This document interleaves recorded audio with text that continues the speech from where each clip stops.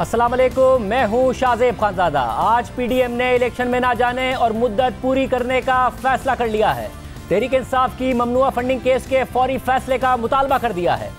Supreme court पर अब से कुछ देर पहले मौलाना फजलुर रहमान और मरियम नवाज ने शदीद तनकीद की। अब से कुछ देर पहले मौलाना फजलुर रहमान और मरियम नवाज ने मीडिया से गुफ्तगू की कि फुल कोर्ट ना बनाने और फैसले पर 3 रुकनी बेंच पर वो शदीद तनकीद करते हैं, शदीद नाराज़गी का इजहार किया गया। तो दूसरी तरफ काफ लीग ने अब से कुछ देर पहले ऐलान कर दिया है कि उन्होंने चौधरी शुजात हुसैन को पार्टी की सदारत से हटा दिया है। और दूसरी तरफ सुप्रीम कोर्ट से मुताल्लिक एक बहुत बड़ा तनाज़ा आज सामने आया है। सुप्रीम कोर्ट के 5 जजेस की तैनाती के लिए चीफ जस्टिस ने जुडिशल कमीशन का इजलास आज सख्त मुखालफत के बावजूद तलब किया, मगर इस इजलास के नताइज से मुतालिक भी एक नया तनाज़ा खड़ा हो गया है जो अब से थोड़ी देर पहले खड़ा हुआ है। आज जुडिशल कमीशन के इजलास से मुतालिक चीफ जस्टिस की तरफ से जारी करदा मालूमात और जस्टिस काजी फाइज ईसा की तरफ से जारी करदा मालूमात में वाज़ेह फ़र्क सामने आ गया है। ये पाकिस्तान की अदलिया से मुताल्लिक हाल ही में होने वाली सबसे बड़ी पेशरफ्त है, क्योंकि पहले ये खबरें सामने आई कि जुडिशल कमीशन के इजलास ने अक्सरियती राय से सुप्रीम कोर्ट में 5 जजेस की तैनाती के लिए चीफ जस्टिस के नामजद करदा नामों को मुस्तरद कर दिया है। मगर फिर सुप्रीम कोर्ट का एक एलामिया सामने आया और उसमें नामजद करदा नामों को मुस्तरद करने की तफसीलात ही नहीं दी गई थी। लेकिन मामला यहाँ ख़त्म नहीं हुआ।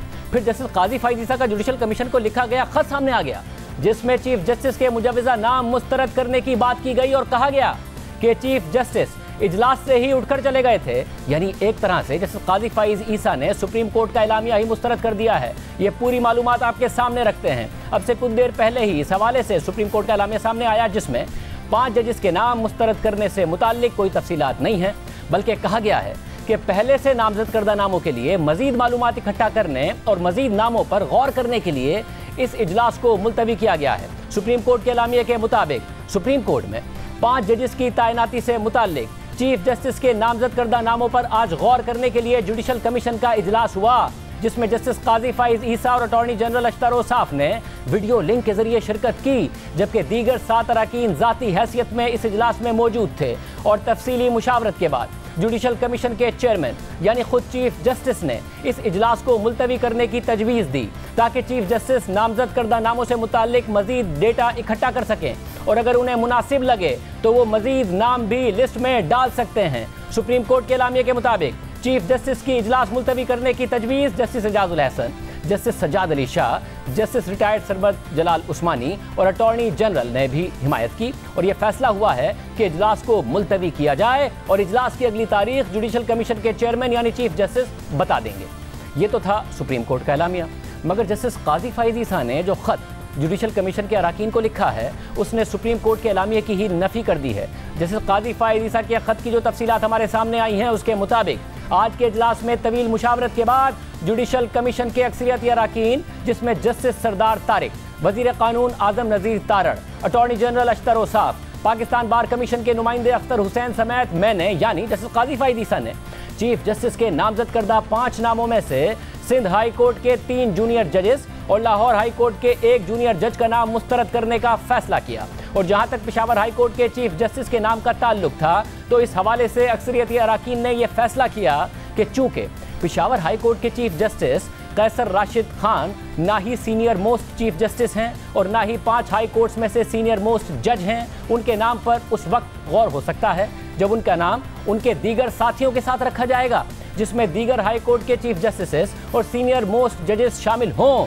और फिर तकाबुली डेटा के साथ फैसला किया जाएगा। जैसे काजी फाइज ईसा के ख़त के मुताबिक अक्सरियती अरकान ने यह भी फैसला किया कि आइन मुतवक्के असामियों पर तैनाती की इजाज़त नहीं देता और मौजिज़ चेयरमैन यानी चीफ जस्टिस ने किया गया फैसला सुनाया ही नहीं और वो अचानक इजलास से उठकर चले गए और जस्टिस एजाजुल अहसन भी उनके साथ चले गए। इसलिए ये मामला अब उबूरी तौर पर कायम मकाम सेक्रेटरी के पास चला गया है कि वो इस इजलास के मिनट्स बताएं और जो फैसला लिया है उसे भी लिखें, और वो ये ऐसा पहली दफ़ा कर रहे हैं क्योंकि सेक्रेटरी छुट्टियों पर है। जैसे फाइज ईसा के ख़त के मुताबिक कौम की नज़रें इस वक्त जुडिशल कमीशन पर हैं और उनका ये आईनी हक है कि वो ये जान सकें कि क्या फ़ैसला हुआ है। इसलिए कायम मकाम सेक्रेटरी फौरी तौर पर यह फैसला मीडिया को जारी करें। ये उम्मीद की जाती है कि इस इजलास के तफसीली मिनट्स इस चीज़ की अक्कासी करेंगे जो कुछ आज इजलास में हुआ है। यानी जस्टिस काजी फाइज ईसा ने एक तरह से सुप्रीम कोर्ट के एलामिया को ही मुस्तरद कर दिया है और ये वाज़ेह किया है कि फैसला हो चुका है और चीफ जस्टिस के नामजद करदा नाम मुस्तरद किए जा चुके हैं? अगर ऐसा है तो फिर सुप्रीम कोर्ट ने एक ऐसा एलामिया जारी ही क्यों किया जिसमें इस फैसले से मुताल्लिक कुछ था ही नहीं? अटॉर्नी जनरल से भी हम राब्ता कर रहे हैं कि वो अपना मौक़िफ़ दें, क्योंकि उनका नाम भी इस एलामिया में लिया गया है। अगर उन्होंने भी अक्सरियत से जो 5 जजेस के नाम थे उनको मुस्तरद किया है, जैसा कि खबर रिपोर्ट हुई थी, तो फिर उन्होंने कैसे इस एलामिया पर हामी भरी है, क्योंकि इस एलामिया में उनका भी नाम लिखा गया है। इस पर बात करेंगे। अदालती कार्रवाई को करीब से देखने वाले मुल्क के 2 मारूफ सीनियर कोर्ट रिपोर्टर्स हसनात मलिक और क़य्यूम सिद्दीकी हमारे साथ मौजूद हैं, और उसके बाद हमारे साथ मौजूद होंगे सुप्रीम कोर्ट बार के साबिक सदर और तहरीक इंसाफ के सीनियर रहनुमा हामिद खान साहब।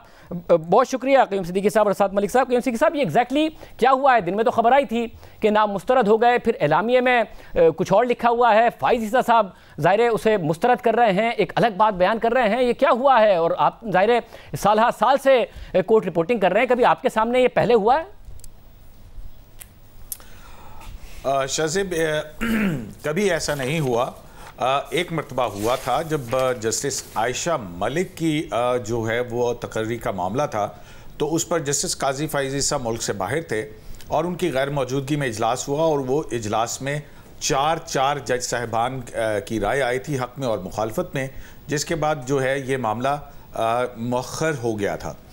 लेकिन ये पाकिस्तान की मैं कहता हूँ कि अदालती तारीख में जिसके बाद से 18वीं आईनी तरमीम के बाद से जुडिशल कमीशन ऑफ पाकिस्तान बना है, उसमें ये पहला वाक़या है कि चीफ जस्टिस ऑफ पाकिस्तान के गो के इसमें कंट्राडिक्शन ज़रूर आ रही हैं, लेकिन हमारे ज़राए जो हैं वो इस बात से कंफर्म करते हैं, बल्कि एक ज़रिए ने तो जो प्रेस रिलीज़ जारी की गई है सुप्रीम कोर्ट ऑफ पाकिस्तान की तरफ से, उसको कहा कि इट्स अ लाई। तो अब बात जो है वो आ गई है अटॉर्नी जनरल फॉर पाकिस्तान पे।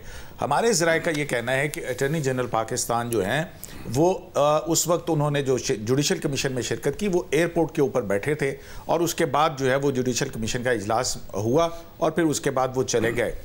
तो अब इसमें क्योंकि जस्टिस काजी फाइज ईसा जो हैं वो ये कह रहे हैं कि उन समेत दीगर 4 जो जुडिशल कमीशन के मेंबरान हैं, जिनके वो नाम दे रहे हैं, जस्टिस तारिक मसूद हैं, जिसमें वज़ीर क़ानून आज़म नज़ीर तारण हैं, और जो है वो पाकिस्तान बार काउंसिल के नुमाइंदे अख्तर हुसैन हैं। अख्तर हुसैन साहब से हमने बात भी की, वो रिकॉर्ड के ऊपर मौजूद है।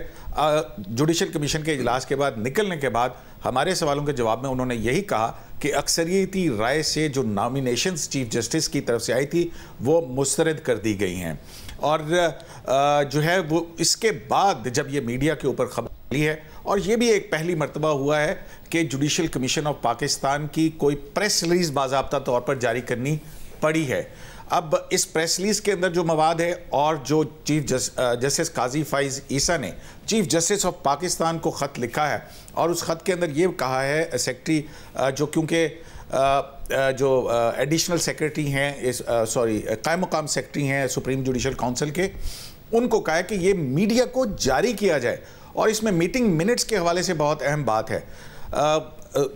शज़ेब, ये मामला जो है ना, ये काफ़ी अर्सा पहले भी जब जुडिशल कमीशन ऑफ पाकिस्तान की मीटिंग हुई थी, तो उस मीटिंग मिनट, क्योंकि जो रजिस्ट्रार सुप्रीम कोर्ट होता है जवाद पाल साहब जो हैं वो सेक्रेटरी होते हैं, और उन्होंने जो मीटिंग मिनट्स बनाए थे उस पर बहुत बड़ा तनाज़ा खड़ा हुआ था, और उस तनाज़े के बाद ये डिसाइड हुआ था कि बाकायदा रिकॉर्ड किया जाएगा जो अदालत की, जो जुडिशल कमीशन ऑफ पाकिस्तान की कार्रवाई होगी।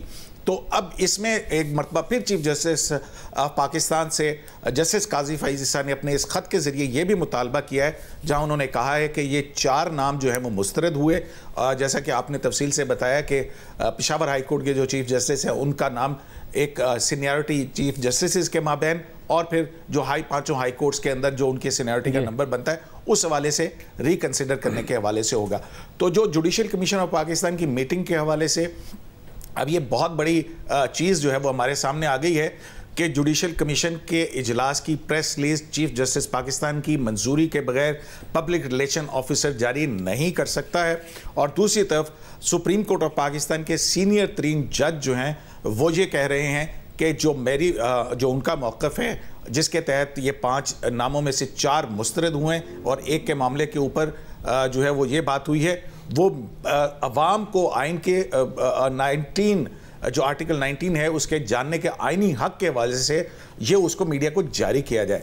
तो अब जो जुडिशल कमीशन के मीटिंग मिनट्स हैं, इसके अंदर अगर मुख्तलिफ चीज़ आती है तो देखना होगा कि चीफ जस्टिस ऑफ पाकिस्तान के हवाले से जो ये प्रेस रिलीज है और जस्टिस काजी फाइज ईसा का ख़त, इसके बाद दो सुप्रीम कोर्ट के जजेस के माबैन अब ये फिर फैसला होना होगा। इससे ये कज़िया मजीद बढ़ेगा अगर ये बात आगे तक पहुंचती है कि सच्चा कौन है।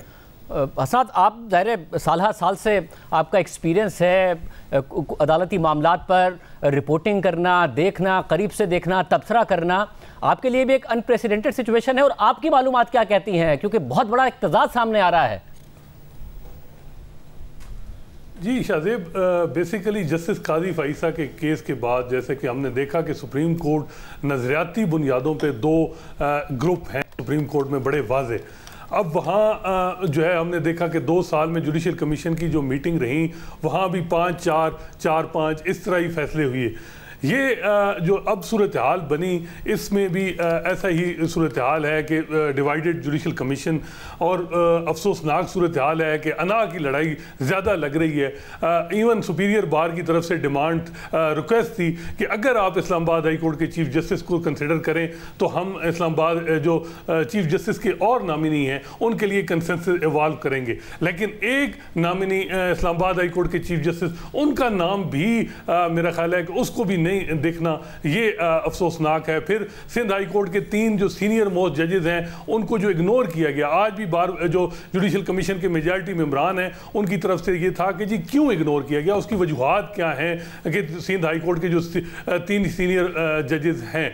और फिर ये है कि पंजाब से ऑलरेडी 7 जजेस सुप्रीम कोर्ट में काम कर रहे हैं। इस्लामाबाद हाई कोर्ट जब से बनी है सिर्फ एक जज इकबाल हमीदुर रहमान, उनको एलिवेट किया गया सुप्रीम कोर्ट में। तो क्या वजह है कि इस्लामाबाद हाई कोर्ट से जज को नहीं कंसिडर किया जा रहा? मेरा ख्याल है कि दोनों साइड को अपनी अना को पीछे हट के इदारे की तरफ देखना होगा, क्योंकि अगर इदारा इस तरह डिवाइड होगा तो मेरा ख्याल है सुप्रीम कोर्ट और जुडिशरी पे बड़े जो है वो नेगेटिव सूरत हाल बनेगी। जहाँ तक मेरे ज़राए बता रहे हैं कि 4 जो अटॉर्नी जनरल अख्तर साहब जो अब बताया जा रहा है यूके से अमेरिका ट्रैवल कर रहे हैं, वो जब पहुँचेंगे अमेरिका तो वहाँ वो अपनी जो है वो बता देंगे कि क्या सूरत हाल है, क्या उन्होंने कहा। जो हमें ज़राए जो जुडिशल कमीशन के और मेंबरान वो बता रहे हैं कि उन्होंने ये कहा कि जब तक क्राइटेरिया नहीं बनता उस वक्त तक इनको जो है वो मामलात को आप जो है वो ना कंसिडर करें। तो क्राइटेरिया की बात तो सारे ही कर रहे हैं कि क्राइटेरिया पहले बनाया जाए। असल मामला यह है कि जस्टिस सिजाद अली शाह जो 14 जुलाई को जुडिशल कमीशन के मेंबर बने वो 14 अगस्त को रिटायर हो जाएंगे। अब क्या चीफ जस्टिस उमर अता बंदयाल उनके टेनोर में जो है वो जो अपनी नॉमिनेशन की दोबारा जुडिशल कमीशन की मीटिंग बुलाएंगे, क्योंकि जस्टिस सिजाद अली शाह का वोट उनके हक में जा रहा है। जब जस्टिस सिजाद अली शाह रिटायर होंगे तो उनके बाद justice Syed Mansoor Ali Shah judicial commission के मेंबर बन जाएंगे। जो उनके हमने व्यूज देखे हैं वो भी ये कहते हैं कि पहले कोई क्राइटेरिया, कोई म्यार बनाए, अगर नहीं बनता तो जो है सीनियरिटी के प्रिंसिपल फॉलो किया जाए। तो लग ये रहा है कि चीफ जस्टिस उमर अता बंदयाल जो हैं वो अगर जूनियर जजेस को लाते हैं तो वो मिनॉरिटी में होंगे। बेहतर यही होगा कि वो कंसेंसस इवॉल्व करें। सिंस अगर हमने देखा कि फरवरी से सुप्रीम कोर्ट में जजेस की अपॉइंटमेंट नहीं हो रही, अभी जो है 4 असामियाँ खाली हैं, अगले महीने फिर एक असामी खाली हो जाएगी, 5 जजेस की असामियाँ खाली हैं। बेहतर यही है कि हर साइड कुछ ना कुछ थोड़ा सा अपने 2-2 कदम पीछे जो है वो हटे। और बेहतर यह है कि चीफ जस्टिस उमर अता बंदयाल जो हैं, जिन नॉमिनीज और भी हैं उनको भी जो है वो शामिल करके सारे नाम जो है वो जुडिशल कमीशन के सामने रखें। ज़्यादा ये सूरत हाल लग रही है कि अना की लड़ाई जो है वो अब नजर आ रही है इस पूरे मामलात में। यहाँ पे अगर मुझे इजाजत हो जी। हाँ जी, बात अना की लड़ाई की नहीं है, बात एक बहुत आइन और कानून पर अमलदारी की है, जहां पर जजेस का क्राइटेरिया तय किए बगैर अगर आप ऐसी अपॉइंटमेंट्स करेंगे कि जिससे मुसलसल ये हो कि जूनियर जजेस को आगे लाया जा रहा है और हाई कोर्ट्स के सीनियर जजेस को इग्नोर किया जा रहा है, तो आपका पूरा जुडिशियल सिस्टम जो है उस हवाले से एक बहुत बड़ा सवाल खड़ा हो जाएगा।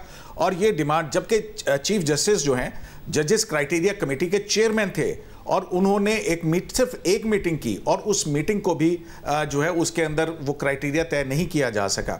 फिर उसके बाद जो बात है वो ये है कि मुसलसल जो चीफ जस्टिस ऑफ पाकिस्तान के हवाले से बात हो रही है, तो उसमें जो मुख्तलिफ जो राय आ रही है उसमें बात बड़ी वाज़ेह तौर के ऊपर है कि ये साथ बैठने की बात नहीं है, आइन और कानून की अमलदारी की है।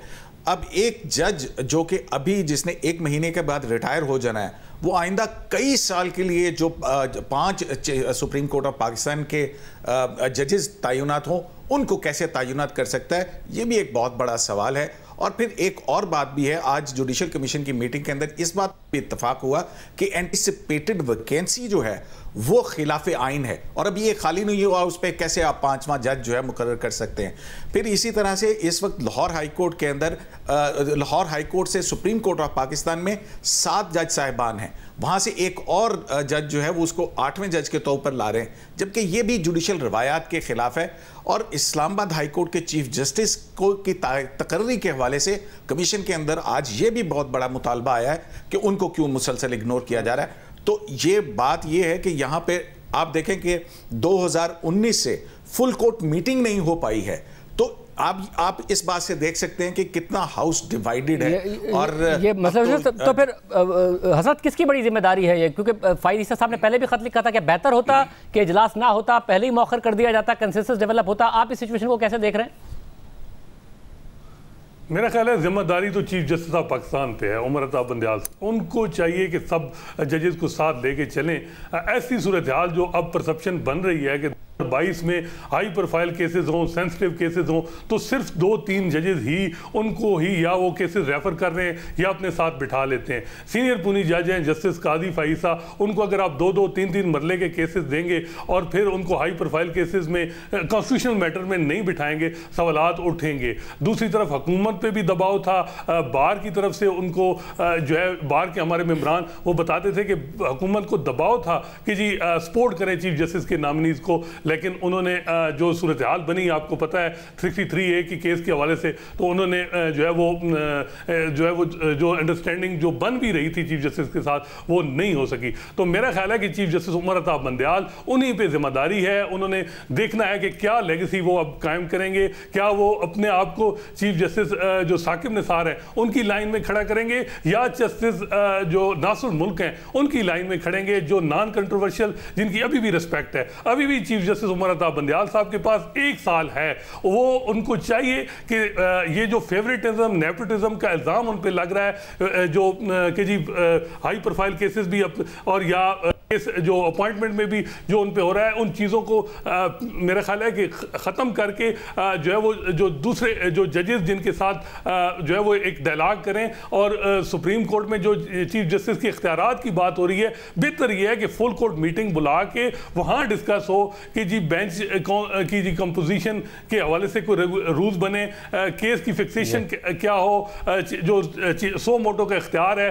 वो क्या हो। क्योंकि रिसेंट पास में हमने देखा कि चीफ जस्टिस उमर अता बंदयाल और जस्टिस मुनीब अख्तर ने कुछ ऐसे फैसले किए कि चीफ जस्टिस को मुतलकुल इनान बना दिया और कहा कि जी चीफ जस्टिस ही मास्टर ऑफ रोस्टर है, वही सब कुछ केसेस जो है वो बेंच बना सकता है। उस और कोई सो मोटो कोई जज करे भी तो उसको चीफ जस्टिस को मामला भेजना है, नोट करना है, चीफ जस्टिस फाइनल अथॉरिटी है। मेरा ख्याल है कि इसको रेगुलेट करने की जरूरत है। बेहतर यह है कि फुल कोर्ट मीटिंग जल्द अज जल्द बुलाई जाए और बल्कि मुतवातर हो। अब ये बड़ी अफसोसनाक सूरत हाल है, एक तरफ आप कहते हैं कि वज़ीर आज़म के कोई सवाबदीदी इख्तियार नहीं है, कैबिनेट जो है वो फैसला करेगी, वो फेडरल गवर्नमेंट का डिसीजन होगा। दूसरी तरफ आप चीफ जस्टिस जो है, मैंने जो 12-13 साल में देखा वहाँ सुप्रीम कोर्ट में जो सारा इख्तियार है वो सारा चीफ जस्टिस ऑफ पाकिस्तान के पास है। जो दूसरे जजेस हैं वो सारे अगर चीफ जस्टिस उनको मामला केसेस रेफर ही ना करें तो वो कुछ भी नहीं कर सकते। तो ये मेरा ख्याल है कि ये चीज़ें बेहतर करने की ज़रूरत है और ये उसका हल यही है कि फुल कोर्ट मीटिंग जल्द अज जल्द बुलाई जाए। बहुत शुक्रिया। सीनियर रिपोर्टर्स की गुफ्तगू आपने सुनी है। तहरीक इंसाफ के रहनुमा साबिक सदर supreme court bar association Hamid Khan साहब हमारे साथ मौजूद हैं। हम साथ कोशिश कर रहे हैं अटॉर्नी जनरल साहब से रब्ता हो और उनका मौक़िफ़ भी हम मालूम करें। हामिद खान साहब बहुत शुक्रिया। हामिद खान साहब ज़ाहिर एक वाज़ेह तज़ाद है, सुप्रीम कोर्ट का एलामिया कुछ और कहता है, फाइज ईसा साहब का एलामिया कुछ और कहता है। फाइज ईसा साहब के ने जो बात की है, जो ख़त है उनका, ऐसा लग रहा है कि सुप्रीम कोर्ट ये का एलामिया इम्प्लाई कर रहा है कि जी अब इजलास मुलतवी हो गया है, आइंदा फैसला होगा, मगर फाइज ईसा साहब कह रहे हैं कि नाम मुस्तरद हो गए थे जो चीफ जस्टिस ने प्रपोज किए हैं। आप कैसे देख रहे हैं सूरत हाल को?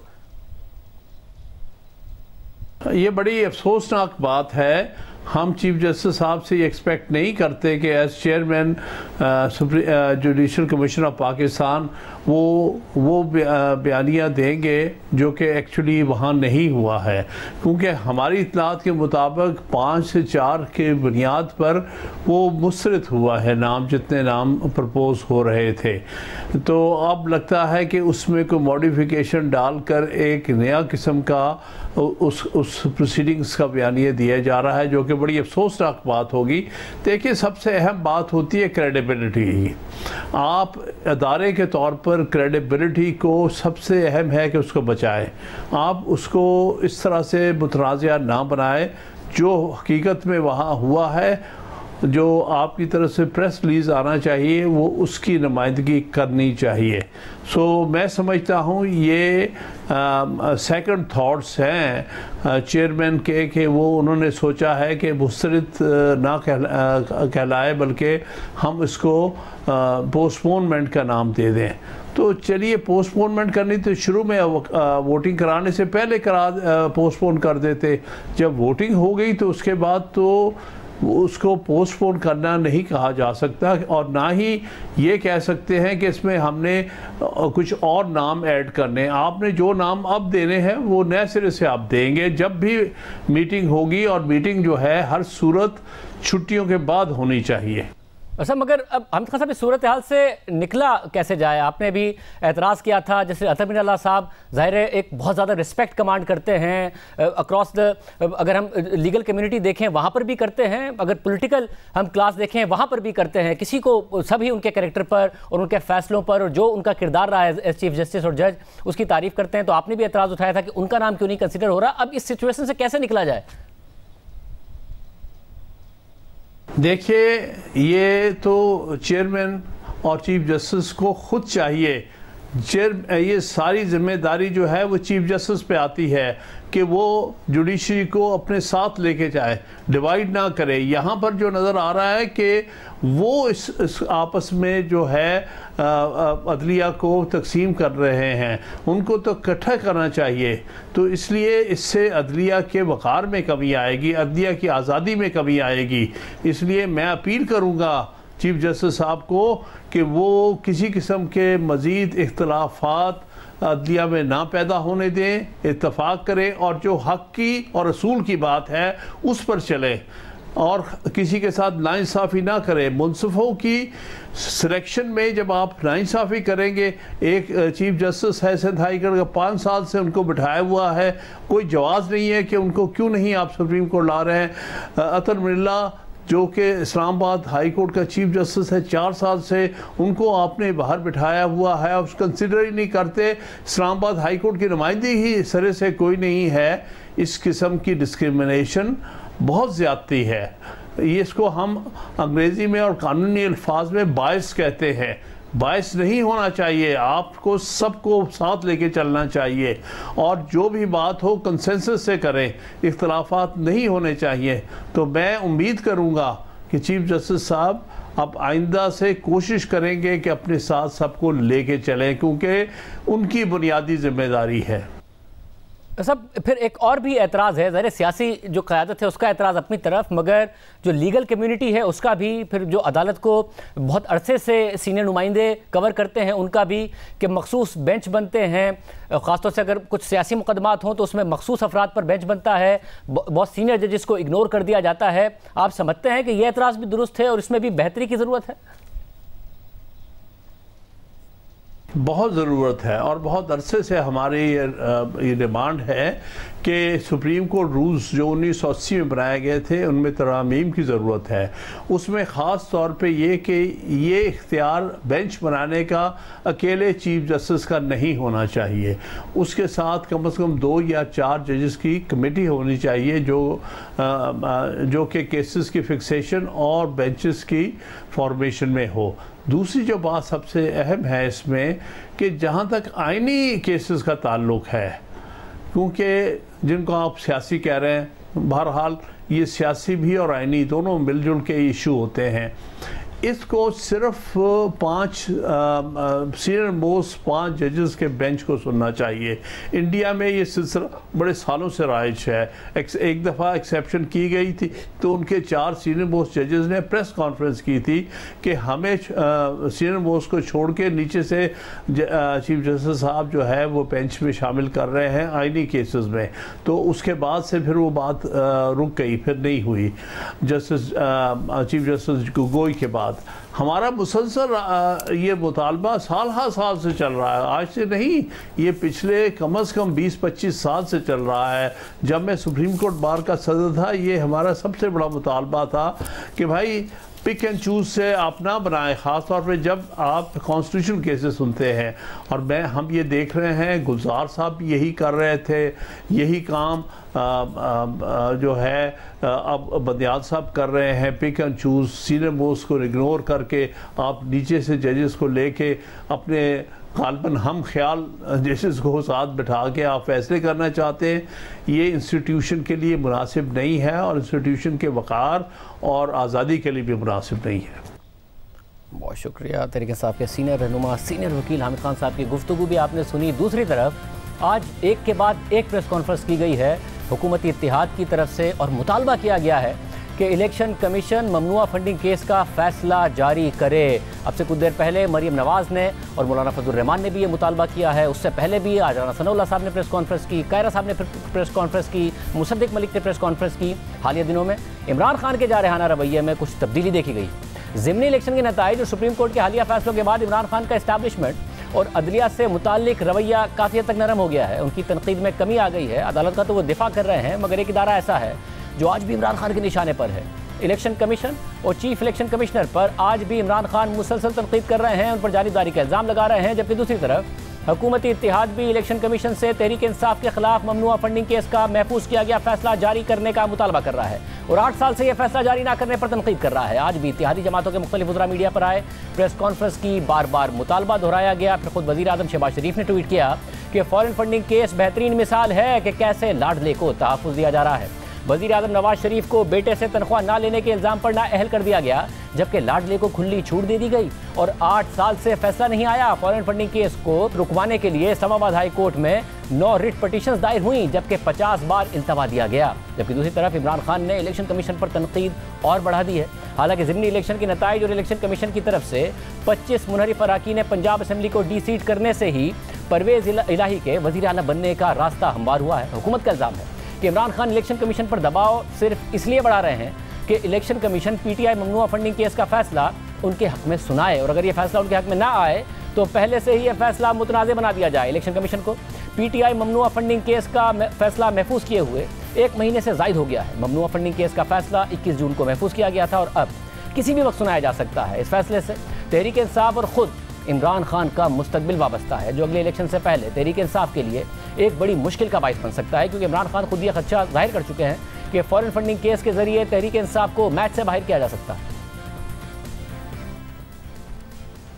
मैं आज सारे पाकिस्तानियों को बता रहा हूं कि इन्होंने ये जो foreign funding case Pakistan Tehreek Insaf पे डाला है, इससे कोशिश करेगा कि किसी तरह मैच से ही बाहर हो जाए Tehreek Insaf. Chief election commissioner है, ये बिल्कुल एक नून लीग का प्लांटेड एजेंट है, इसमें कोई एतमाद नहीं, इसके पास कोई इखलाकी जवाज नहीं है चीफ इलेक्शन कमिश्नर रहने का। अब दिलचस्प बात यह है कि मौजूदा chief election commissioner Sikandar Sultan राजा, जिन पर आज इमरान खान तनकीद कर रहे हैं, वो वही हैं जिनका नाम बतौर चीफ इलेक्शन कमिश्नर खुद इमरान खान ने तजवीज़ किया था और फॉरेन फंडिंग केस के हवाले से उन पर एतमाद का इजहार किया था। देखें, इसके पीछे कुछ और था। इनका अपना इलेक्शन कमिश्नर था, पिछला वाला हैंड पिक्ड, और एक जो प्रोज कर रहा था कि तहरीक इंसाफ का असल में इस पार्टी का सबसे बड़ा दुश्मन था, वो जाके गेम खेल रहे थे हमारे साथ, इसलिए डिले हो रहा था। वो बदनीयती के ऊपर था। आज इलेक्शन कमीशन पे हमें एतमाद है, क्योंकि ये जो इलेक्शन कमीशन है हमने चॉइस से, यानी हमारा भी इनपुट है, ऑपोजिशन और गवर्नमेंट के मिल के किया। पहले तो इनके अपने थे ना, अब इनके सामने सब रखें, और मैं इसलिए कहता हूं कि ये पब्लिक के सामने जाना चाहिए। मगर अब साल जैसे ही चीफ इलेक्शन कमिश्नर से इमरान खान को ज़्यादा शिकायत हो गई तो उन्होंने उनकी तैनाती की जिम्मेदारी भी इस्टेब्लिशमेंट पर डाल दी और ये दावा किया कि चीफ इलेक्शन कमिश्नर के लिए सिकंदर सुल्तान राजा का नाम इस्टेब्लिशमेंट की तरफ से आया था। और अब Imran Khan chief election commissioner Sikandar Sultan Raja पर बराह रास्त इल्ज़ाम आयद कर रहे हैं, इलेक्शन कमीशन की गैर जानिबदारी पर सवालात उठा रहे हैं। इमरान खान मुसलसल इल्ज़ाम लगा रहे हैं कि chief election commissioner Sikandar Sultan राजा लाहौर में मरियम नवाज और हमजा शहबाज से मुलाकातें करते हैं और अब वो बार बार चीफ इलेक्शन कमिश्नर से इस्तीफे का मुतालबा कर रहे हैं। इस इलेक्शन कमीशन ने हर बार इस्तेमाल किया हमें हराने का। हम आज जीते हैं तो इसके बावजूद साफ और शफाफ इलेक्शन इस इलेक्शन कमीशन के अंदर नीचे कभी भी नहीं हो सकता। बार बार ये हमें डसा है और इसने खुल के हमारे स्टेटमेंट्स दिए हैं और हमें पता है ये लाहौर में जाके किन के कदमों में बैठता रहता। मैं ये इस इलेक्शन कमिश्नर को आज कहूंगा कि आपके पास रास्ता है, आप रिजाइन करें। हमें एतमाद ही नहीं है इसके ऊपर और ये हमारे ऊपर मुसल्लत हुआ है।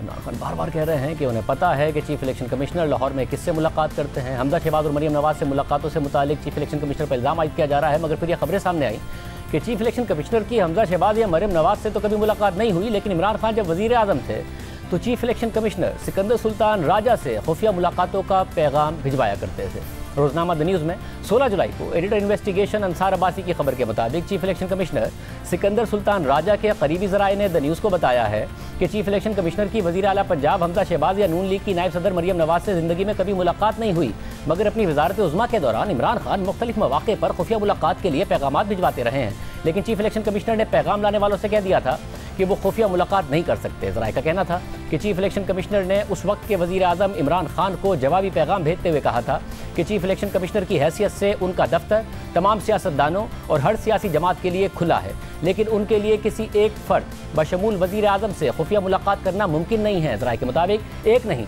बल्कि मुख्तलिफ अफराद के जरिए इमरान खान ने चीफ इलेक्शन कमिश्नर को खुफिया मुलाकात के लिए पैगाम भिजवाया। खबर के मुताबिक साबिक वज़ीर आज़म और PTI के चेयरमैन इमरान खान ने मुतादिद मरतबा चीफ इलेक्शन कमिश्नर पर हमजा शहबाज और मरियम नवाज के साथ लाहौर में खुफिया मुलाकात का इल्ज़ाम आयद किया है, जबकि ज़राए ने दो टोक अल्फाज में कहा है कि chief election commissioner Sikandar Sultan राजा की ज़िंदगी में कभी हमजा या मरियम नवाज से मुलाकात नहीं हुई है। कहा जाता है कि सिकंदर सुल्तान राजा कभी कभार लाहौर जाते हैं, लेकिन इसकी वजह यह है कि उनके अहल खाना यहाँ रहते हैं, वो उनके साथ वक्त गुजारने के लिए जाते हैं। ज़राए का कहना है कि चीफ इलेक्शन कमिश्नर के खिलाफ इसलिए मुहिम चलाई जा रही है क्योंकि इलेक्शन कमीशन ने PTI की गैर मुल्की फंडिंग के केस का फैसला महफूज कर लिया है।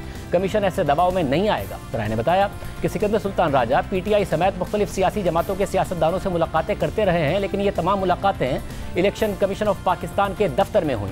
हाल ही में PTI के डिप्टी चेयरमैन ने चीफ इलेक्शन कमिश्नर से उन्हीं के दफ्तर में मुलाकात की जो 1 घंटे तक जारी रही। इमरान खान की काबीना के मुख्तलिफ वज़रा चीफ इलेक्शन कमिश्नर से उनके दफ्तर में मुलाकातें करते रहे हैं और इन मुलाकातियों में सबसे ज़्यादा मुलाकातें शिबली फराज की हैं।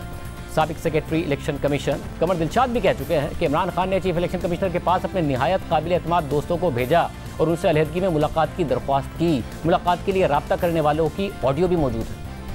मैंने ये चीफ इलेक्शन कमिश्नर साहब से पूछा, आपके खिलाफ वो कभी मरियम नवाज के कदम में आपको बैठा देते हैं, कभी हमजा शहबाज को बैठा देते हैं। तो उन्होंने कहा कि जनाब ये बहुत बड़ा अहम केस इसलिए है कि इमरान खान साहब ने अपने बहुत ही ट्रस्ट वर्दी दोस्त जो हैं वो मेरे पास भेजे। उन्होंने कहा कि जी इमरान खान साहब आपसे अलहदगी में मुलाकात करना चाहते हैं। तो मैंने उससे कहा कि भाई मैं तो चीफ इलेक्शन कमीशन की हैसियत से किसी से अलहदगी में मुलाकात करने का मिजाज नहीं रखता, तो मेरे बेहतर है कि दफ्तर में आ जाएं और दफ्तर में जब आएंगे तो मैं अकेला मुलाकात नहीं करूँगा। तो वो बाकायदा जो हमारे मेंबर हैं इलेक्शन कमीशन के उनकी मौजूदगी में भी मुलाकात होगी और बाकायदा वो आइडियो होगी, रिकॉर्ड होगी।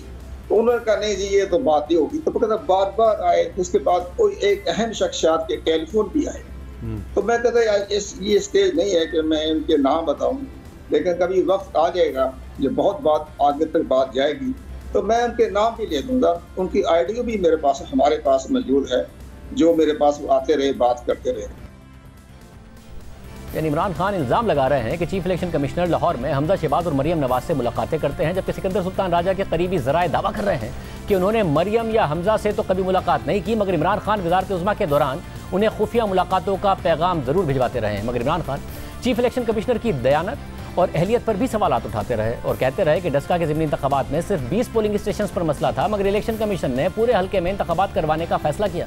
डस्का का इलेक्शन हुआ, वो तकरीबन 400 पोलिंग स्टेशन में सिर्फ 20 पोलिंग स्टेशन के ऊपर RO ने कहा कि बेज़ाब्ते हुए हैं। इसने सारा इलेक्शन खोल दिया PTI के हमारे अगेंस्ट। जो हमें हरवाया इसने। क्या वजह है कि ये इतनी बड़ी इलेक्शन के अंदर जो ओपनली धांधलियां होती हैं उसको इसको फिक्र ही नहीं है। सिर्फ तहरीक इंसाफ डस्का के ऊपर वो खड़ा हो गया कि जी बड़ा उसने कोई इंसाफ दे रहा है। मगर हकीकत यह है कि डस्का इंतखाबात में तहरीक इंसाफ की हुकूमत की तरफ से मुनज़्ज़म धांधली की कोशिश की गई थी।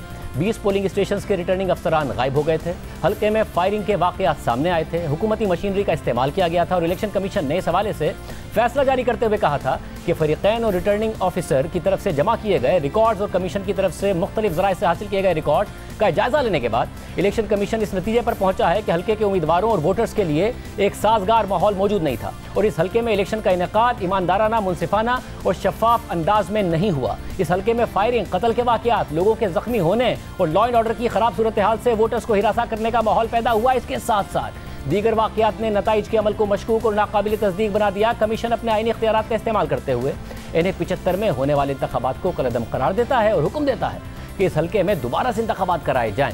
अब आम बात यह है कि इलेक्शन कमीशन के इस फैसले को तहरीक इंसाफ ने सुप्रीम कोर्ट में चैलेंज किया था, मगर सुप्रीम कोर्ट ने इलेक्शन कमीशन का फैसला बरकरार रखा था और डस्का में दोबारा ज़िमनी इंतखाब हुआ था और फिर नून लीग के रहनुमा नौशीन इफ्तिखार को इस हल्के से कामयाबी हासिल हुई थी और उस वक्त पंजाब और मरकज़ में तहरीक इंसाफी की हुकूमत थी। मगर इमरान खान को उस दिन के बाद से इलेक्शन कमीशन से शदीद गिला है, शदीद नाराज़ हैं। हालांकि इलेक्शन कमीशन ही था जिसने तहरीक इंसाफ के 25 मुनर्रिफ अरकान पंजाब असेंबली को डी-सीट करने का फैसला दिया। हालांकि इलेक्शन कमीशन के सामने मुनर्रिफ अरकान ने यह मौक़िफ़ अख्तियार किया था कि उन्हें बाकायदा तौर पर पार्लिमानी पार्टी की तरफ से किसी उम्मीदवार को वोट देने के फैसले से आगाह नहीं किया गया था, इसलिए उन पर आइन के आर्टिकल 63A का इतलाक नहीं होता, इसलिए उन्हें डी-सीट ना किया जाए। मगर इलेक्शन कमिश्नर ने अपने फैसले में लिखा कि इलेक्शन कमीशन के पास इस रेफरेंस से मुताल्लिक दो ऑप्शन थे। पहला ऑप्शन ये था कि रेफरेंस को आर्टिकल 63A की शराइत पूरी ना होने पर मुस्तरद कर दिया जाए। दूसरा ऑप्शन ये था कि जैसा सुप्रीम कोर्ट ने करार दिया है कि पार्टी पॉलिसी के खिलाफ वोट डालना एक संजीदा मामला है, इलेक्शन कमीशन की भी यही राय है कि अरकान का मुखालिफ उम्मीदवार को वोट डालना संगीन मामला है। मुखालिफ उम्मीदवार को वोट देना पार्टी पॉलिसी से धोखाधड़ी की बदतरीन शक्ल है, इसलिए हम यह करार देते हैं कि मौजूदा केसेस का इन्हिसार आर्टिकल 63A की शराइत पर नहीं होगा। और फिर इलेक्शन कमीशन ने 25 अरकान पर आर्टिकल 63A का इतलाक किया और उन्हें डी-सीट कर दिया। इलेक्शन कमीशन के इस फैसले की वजह से ही 17 जुलाई को ज़िमनी इंतखाब हुआ और तहरीक इंसाफ को कामयाबी मिली और फिर पंजाब में हमजा शहबाज को वज़ारत आला से हाथ धोना पड़ा और परवेज़ इलाही वज़ीर आला बन गए। और एक तरफ इमरान खान ने परवेज़ इलाही के वज़ीर आला बनने का जश्न मनाया तो दूसरी तरफ चीफ इलेक्शन कमिश्नर से मुस्ताफ़ी होने का मुतालबा दोहरा दिया। मगर इमरान खान पर इल्ज़ाम लग रहा है कि वो ममनुआ फंडिंग केस का फैसला मुमकिन तौर पर अपने खिलाफ आने से पहले इलेक्शन कमीशन को मुतनाज़ बनाना चाहते हैं। हमारे पास ब्रेकिंग न्यूज़ आ रही है कि गालिबन हुकूमत ने फैसला किया है या स्पीकर साहब ने फैसला किया है कि तहरीक इंसाफ के कुछ अरकान के इस्तीफ़े कबूल कर लिए जाएँ। आसिफ बशीर चौधरी हमारे साथ मौजूद। आसिफ बशीर चौधरी, बहुत शुक्रिया, क्या इत्तलात हैं इस हवाले से? जी बिल्कुल, कौमी असम्बली अभी ये बताया गया है कि जो पीटीआई के 11 अरकान असम्बली हैं जिसमें 2 मखसूस नशिस्तों की खवातीन भी शामिल हैं, उनके इस्तीफे स्पीकर ने अपने आईनी इख्तियार जो उनको आर्टिकल 64(1) के तहत हासिल है उसके तहत मंजूर कर लिए हैं। और अली मोहम्मद खान हैं, फरूख हबीब हैं, फैसल मोहम्मद खान हैं, शौकत अली हैं, फ़खर जमान खान हैं, इजाज शाह हैं, जमील अहमद खान हैं, मोहम्मद अकरम चीमा हैं, अब्दुल शुकूर शाद हैं, डॉक्टर शीरी मजारी हैं और शंदाना गुलजार, ये 2 मखसूस नशिस्तों की खवातीन। इन 11 लोगों के इस्तीफे जो हैं कौमी असम्बली सेक्रेटेरिएट ने मंजूर कर लिए हैं और इसका बाकायदा नोटिफिकेशन भी जो है वो आपसे कुछ देर में जारी कर दिया जाएगा। ताहम ये तफसील नहीं बताएगी कि इन लोगों के इस्तीफे जो हैं वो किस बुनियाद पर मंजूर किए गए, क्योंकि ये तो बताया जा रहा है कि इस्तीफे 11 अप्रैल को जो है वो आए थे, लेकिन 11 अप्रैल को बाकी पार्लिमानी पार्टी के भी इस्तीफे आए थे, लेकिन सिर्फ इन 11 इस्तीफों को मंजूर किया गया है और इनको नोटिफाई भी जो है वो हमारे जराए कह रहे हैं कि कर दिया गया है। तो अब इन नशिस्तों के ऊपर जो है वो ज़िमनी इंतखाब आने वाले चंद दिनों के अंदर जो है वो हो सकेगा। बहुत शुक्रिया। आसिफ बशीर चौधरी तफसीलात बता रहे थे। एक अजीब सूरत हाल होगी, कुछ का मंजूर करना इस्तीफ़ा, कुछ का ना करना, क्या वजूहात होंगी, क्योंकि अभी तक मंजूर नहीं किए जा रहे थे। तहरीक इंसाफ बार बार कह रही थी कि हमारे इस्तीफ़े मंजूर क्यों नहीं किए जा रहे हैं, वो तो डिप्टी स्पीकर कासिम सूरी ही मंजूर कर गए हैं। पुराने ब्रेक शामिल करते हैं, कुरान पर बात करेंगे ब्रेक के बाद।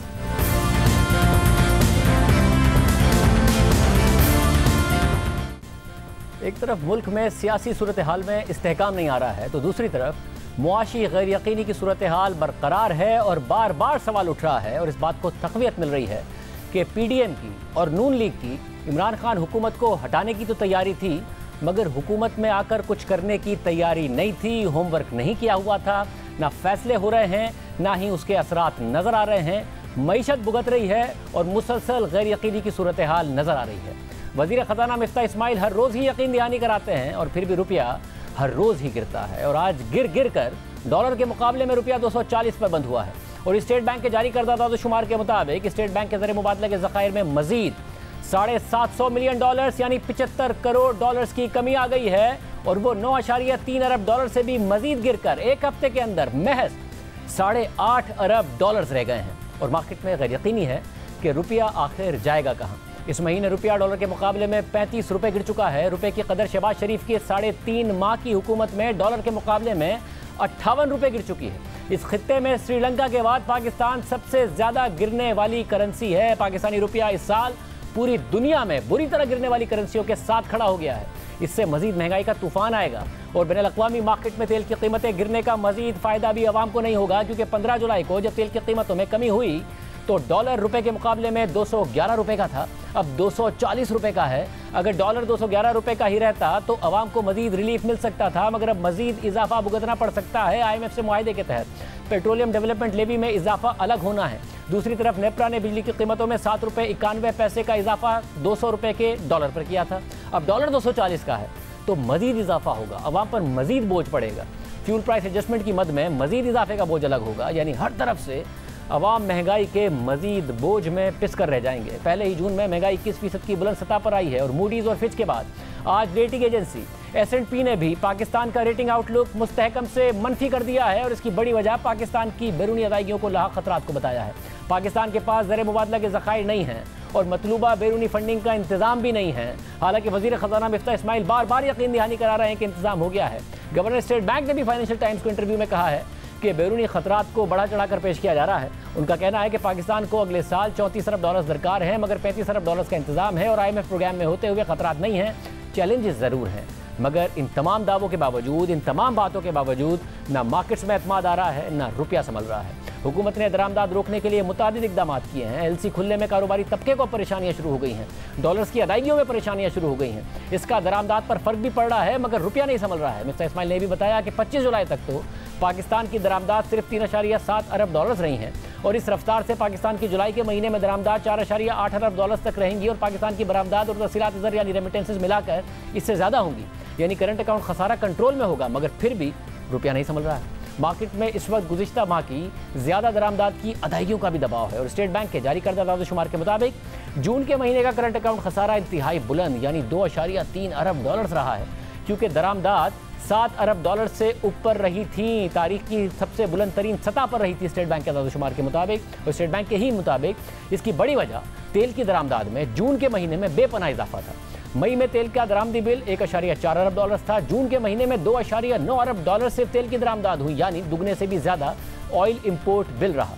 स्टेट बैंक के मुताबिक जुलाई के महीने में अभी तक तेल की दरामदाद में कमी आई है और खसारे में कमी का सिलसिला जारी रहेगा। अब एक दिलचस्प सूरत हाल है कि जून की दरामदाद में तेल की दरामदाद ज़्यादा है, हालांकि हुकूमती इक़दाम के बावजूद दरामदाद 7 अरब डॉलर क्यों रही हैं, ये सवाल उठ रहा है। क्योंकि ऑयल इंपोर्ट बिल में 33% का इजाफा कैसे हो सकता है, क्योंकि लोकल मार्केट में पेट्रोल और डीजल की कीमतों में इजाफे के बाद मुल्क में पेट्रोल की खपत में जून के महीने में 10% और हाई स्पीड डीजल की खपत में 8% की कमी आई। तो सवाल उठा कि जब आवाम ने महंगा होने के बाद पेट्रोल और डीजल कम खरीदा तो दरामदाद क्यों 33% से बढ़ गई। तो वज़ीर ख़ज़ाना मिफ्ता इस्माइल ने बताया कि तेल बेचने वाली कंपनियों ने ज़्यादा तेल मंगवाकर ज़ख़ीरा कर लिया, यहाँ तक कि पाकिस्तान में तेल का स्टॉक 60 दिन की इन्वेंट्री पर पहुँच गया और अब जुलाई में तेल की दरामद में कमी आ रही।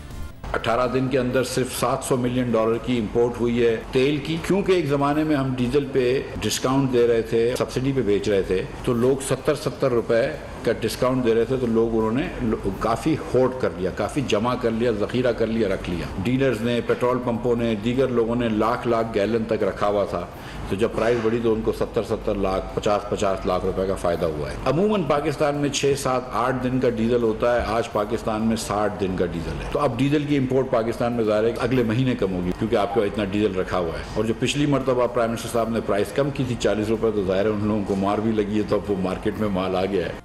पाकिस्तान का पूरे माली साल का करंट अकाउंट खसारा 17.4 अरब डॉलर्स रहा है, जो तारीख का दूसरा बुलंद तरीन खसारा है। और हुकूमत उसे कम करने के जो इकदाम कर रही है उस पर इंडस्ट्री भी शिकायत कर रही है। और जिन्होंने गाड़ियां बुक कराई हैं उन्हें 100% रकम सूद के साथ वापस करने की ऑटो इंडस्ट्री ऑफर कर रही है, वरना गाड़ियों की डिलीवरी में मजीद ताखीर का इंदिया दे रही है। ऑटो इंडस्ट्री को शिकायत है कि दरामदात पर सख्ती और गिरते हुए रुपए की वजह से उन्हें काम करने में मुश्किलात हैं। दीगर इंडस्ट्री भी कह रही है कि खाम माल दरामद न होने की वजह से बेरोजगारी भी होगी और नुकसान भी होगा। आप समझ रहे हैं कि हम इंपोर्ट का बिल कम करने के लिए हम जो है ना रॉ मटेरियल को और सारी इंपोर्ट्स को रोक रहे हैं। ये एक्चुअली अगले आने वाले दिनों में नेगेटिव साबित होगा। वो इस तरह से कि जब ये रॉ मटेरियल्स रुक जाएंगे, स्पेयर पार्ट्स रुक जाएंगे, मशीनरी जो आ रही है उसको आपने रोक देंगे तो आपकी प्रोग्रेस रुक जाएगी, आपकी प्रोडक्शन रुक जाएगी, आपका जो एक्सपोर्ट जो है वो प्रॉब्लम में आ जाएगा। इस पॉलिसी को देखना चाहिए कि हमने प्रायोरिटी किसको देनी है। सबसे पहली प्रायोरिटी हमारी इंडस्ट्री को चलाने के लिए है, हमारी ट्रेड को चलाने के लिए है, इन्फ्लेशन को कम करने के लिए है, महंगाई को कम करने के लिए। उस पॉलिसी की तरफ हम कहते हैं कि गवर्नमेंट को जाना चाहिए। और हम इसके अंदर हम ये नहीं कहते कि लग्जरी आइटम्स को आप खोल दें। हर तरफ परेशानी ही परेशानी, गैर यकीनी नजर आ रही है। इजाज़त दीजिए, अल्लाह हाफ़िज़।